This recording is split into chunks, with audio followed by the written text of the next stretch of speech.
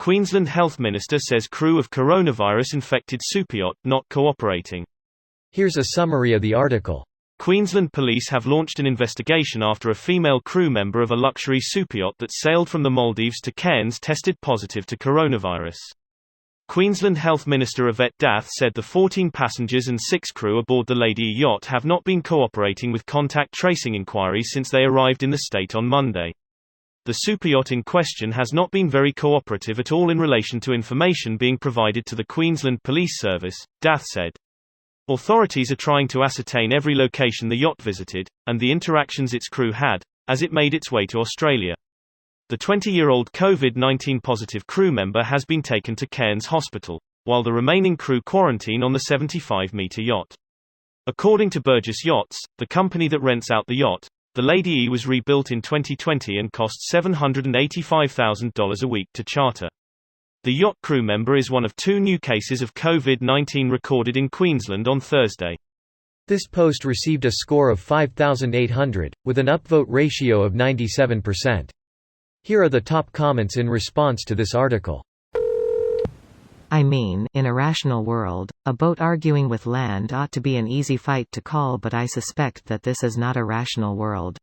Well, if you call in a donation to the local LNP branch and ask them to escalate the matter until it lands on Peter Dutton's desk, then you can wait for the border force to give you an honor guard escort off the boat past the police trying to determine who you are and what you are doing here.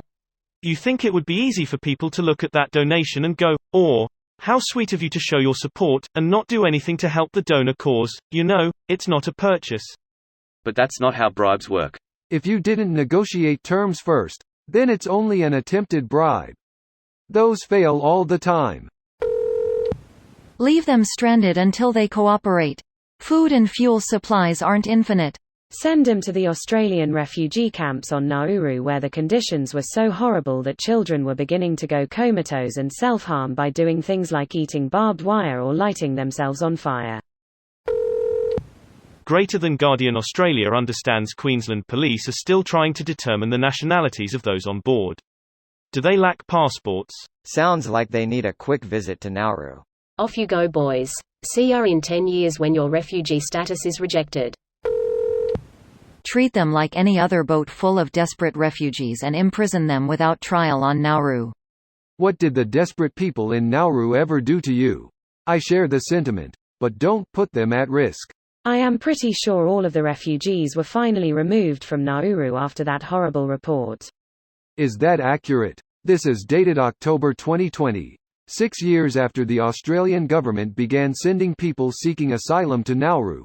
There are still around 900 people left on the island, including an estimated 109 children.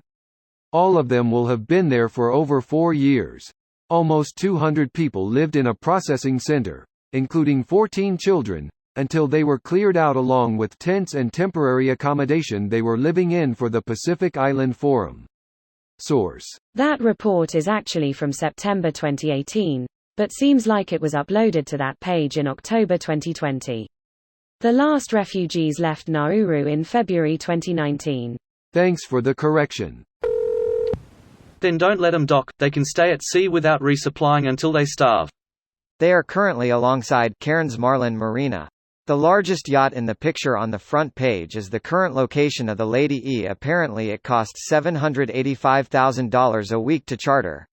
Eventually someone will run out of money. This video was automatically created by Reddit to speech. The article and comments in this video were selected from Reddit according to their upvotes, and any paraphrasing was performed by smmry.com, without any human intervention.